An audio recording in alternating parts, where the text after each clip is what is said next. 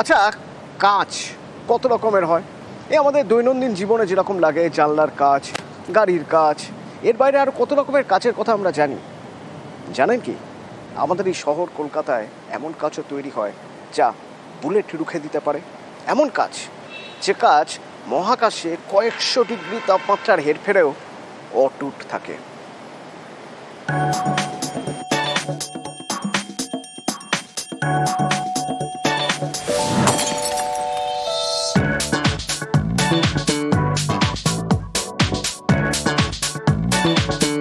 কলকাতার central glass and ceramic research institute স্বাধীনতার সময় থেকেই কাঁচ নিয়ে গবেষণার এক উৎকর্ষ কেন্দ্র।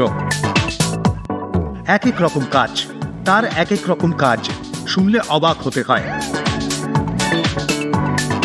সেনা থেকে পুলিশ, দেশের যে কোনো বাহিনীর কাছে গুরুত্বপূর্ণ নিজেকে বাঁচানো, আর তার জন্য চাই বুলেট প্রুফ জ্যাকেট আর বুলেট প্রুফ গাড়ির কাঁচ।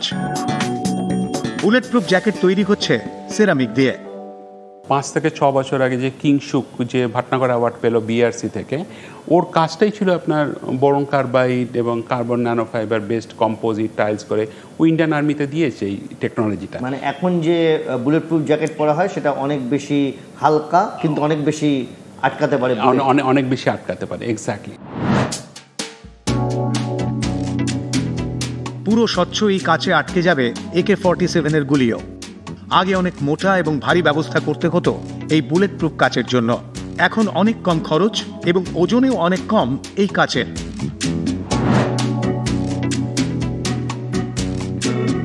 Optical glass. ইসরোর স্যাটেলাইটে মহাকাশের বিভিন্ন ছবি তোলার জন্য ক্যামেরা ব্যবহার হয়, সেই লেন্স তৈরি হয় এই কাঁচে।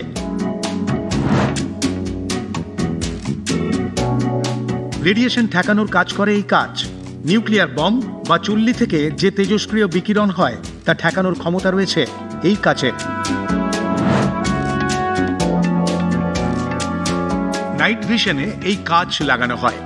ট্রান্সপারেন্ট নয়, কিন্তু কোনো বস্তু এবং প্রাণীর শরীর থেকে উৎপাদিত তাপ ধরে ছবিতে ট্রান্সফার করেই অন্ধকারে বোঝার ব্যবস্থা থাকে যে নাইট ভিশনে, তাতে ব্যবহার হয় এই কাঁচ।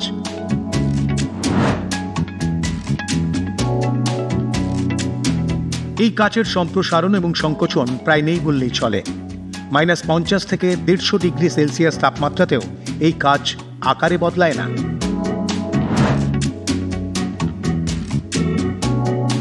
আলট্রাভায়োলেট এবং ইনফ্রারেড ঠেকাতে পারে এই কাঁচ।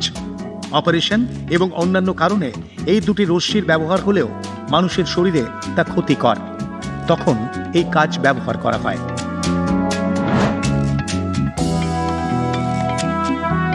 Laser guided missile. পৃথিবীর উন্নত দেশগুলি এমন কাঁচের মাধ্যমেই এমন মারণাস্ত্র তৈরি করেছে। ইসরোতে দেখুন সমস্ত জিনিস তো বাইরে থেকে নিয়ে আসে না, মানে এই যে স্পেস কোয়ালিটি অপটিক্যাল গ্লাস এগুলো সব বাইরে থেকে নিয়ে আসে।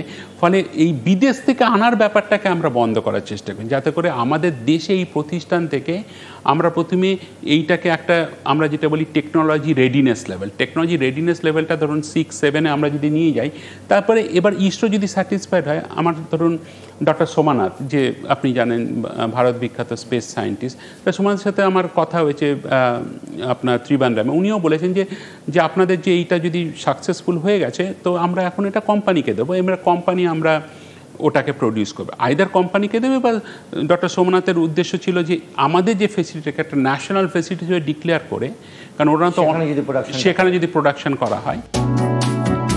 এমন বড় কাচের পিণ্ড থেকেই এই কলকাতার গবেষণাগারে তৈরি করছে দেশের সামরিক, মহাকাশ এবং অন্যান্য ক্ষেত্রে এগিয়ে যাওয়ার সরঞ্জাম। নিউজ 18 বাংলা।